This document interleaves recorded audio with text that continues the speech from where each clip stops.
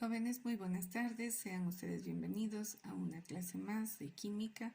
En esta ocasión vamos a hablar sobre el átomo de carbono, que es el elemento principal de los compuestos orgánicos, que son el objeto de estudio de este año lectivo. Bien, para empezar entonces veamos que el átomo de carbono es uno de los elementos fundamentales para la vida, conjuntamente con el hidrógeno, nitrógeno y oxígeno. ¿Qué quiere decir esto? Que el átomo de carbono siempre va a estar presente en lo que son las biomoléculas, que son fundamentales para el desarrollo de la vida. Se encuentra también ampliamente difundido en la naturaleza, pertenece a la familia 4A de los carbonoides, su masa atómica es 12, su número atómico es 6. Constituye el 0.027% de la corteza terrestre, ya que mayoritariamente está combinado formando los compuestos orgánicos e inorgánicos, y también se lo puede encontrar en forma libre como grafito, diamante y fullereno, que son las formas cristalinas del carbono, y también como carbono amorfo. A continuación, entonces, vamos a estudiar lo que son las formas cristalinas. En primer lugar, tenemos aquí al grafito, cuya forma, o más bien dicho, está formando moléculas gigantes en forma de láminas unidas por las fuerzas de Van der Waals. Cristaliza en forma hexagonal, como podemos observar en el gráfico de esta imagen, ¿sí? Es de color negro y se la utiliza fundamentalmente como conductor eléctrico, lubricante en la fabricación de electrodos positivos en las pilas secas y también en la fabricación de minas para lápices. En cuanto al diamante, es la forma más pura de carbono, de allí que se considera la piedra preciosa más costosa. Es además el material más duro que se conoce, pues raya a todos los minerales sin dejarse rayar por ninguno de ellos. Su estructura, como podemos observar en la gráfica, es tetraédrica, no conduce la corriente eléctrica y se lo utiliza para la construcción de esmeriles, cortadoras, pulidoras y taladros, y finalmente para la preparación de polvos abrasivos, además de que normalmente se lo utiliza también como piedra para joyería. En cuanto al fullereno, vemos que es una forma cristalina de carbono que tiene o está conformada por 60 átomos y siempre su forma es esférica. Bien, en cuanto al carbono amorfo, vamos a ver que tiene un grado de cristalización bajo y se obtiene por calcinación incompleta de la materia orgánica. Se presenta en las siguientes formas. Como podemos ver, en el lado izquierdo de la gráfica está el carbono amorfo natural, es decir, el que se puede encontrar en minas, productos de la descomposición de la materia orgánica, y son la antracita, la hulla, el lignito y la turba.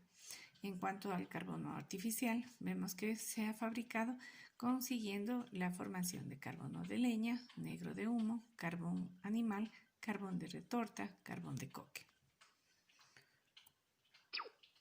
Bien, también hoy vamos a estudiar lo que son los isótopos de carbono. Partamos del concepto de isótopos.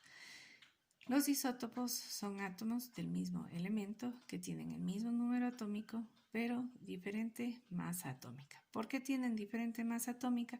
Por el número de neutrones con los que están conformados. En el caso del carbono, vemos que se presentan 3 isótopos de acuerdo al gráfico que estamos exponiendo. En el carbono 12, que es un isótopo estable, podemos observar que en el núcleo se encuentran 6 protones, 6 protones y 6 neutrones.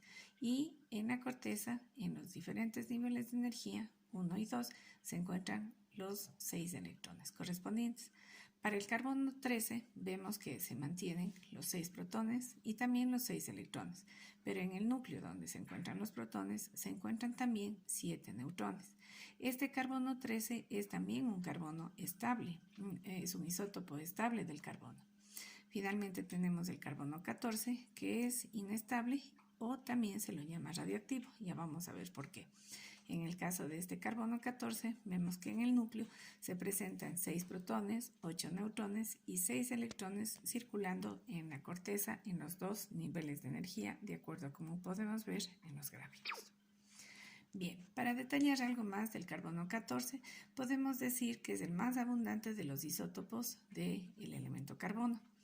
Está representado, o más bien dicho, se presenta en la naturaleza con un 98,89% de todo el carbono terrestre y adquiere particular importancia al usarse como patrón para el cálculo de la masa atómica de los diferentes átomos existentes en la naturaleza, dado que la masa atómica del carbono 12 es por definición 12 o más. Vamos a ver el carbono 13. Es un isótopo estable natural del carbono y uno de los isótopos ambientales, ya que forma parte en una proporción del 1,1% de todo el carbono natural de la Tierra. Está conformado por 6 protones, 7 neutrones y 6 electrones, como habíamos explicado anteriormente. Finalmente, el isótopo 14 o radioactivo es un isótopo radioactivo del carbono que ya habíamos dicho que tiene 6 protones y 8 neutrones en su núcleo. ¿Por qué es importante este carbono? Primero, porque es radioactivo o inestable y se evidencia su presencia en todos los materiales orgánicos. El carbono 14 se emplea para la datación de los especímenes orgánicos. Como podemos ver en el gráfico de esta diapositiva, vemos que el carbono 14 se encuentra cuando aparece dentro de los cuerpos cuando ya pierden su vida a los 0 años en una concentración igual a la ambiental al momento en que mueren los cuerpos. Pero si pasan 5.730 años, solo queda la mitad de la concentración original. Y si pasaran 57.300 años, se ha eliminado el 99,9% del carbono. Esta es la razón por la que nos sirve como herramienta para hacer una datación de el tiempo en que existieron ciertas especies.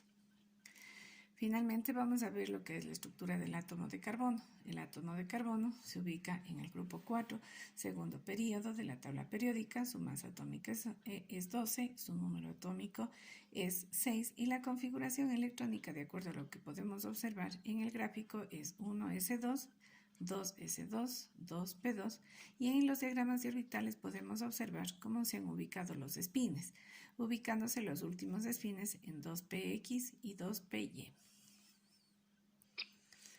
Bien, muchas gracias por su atención.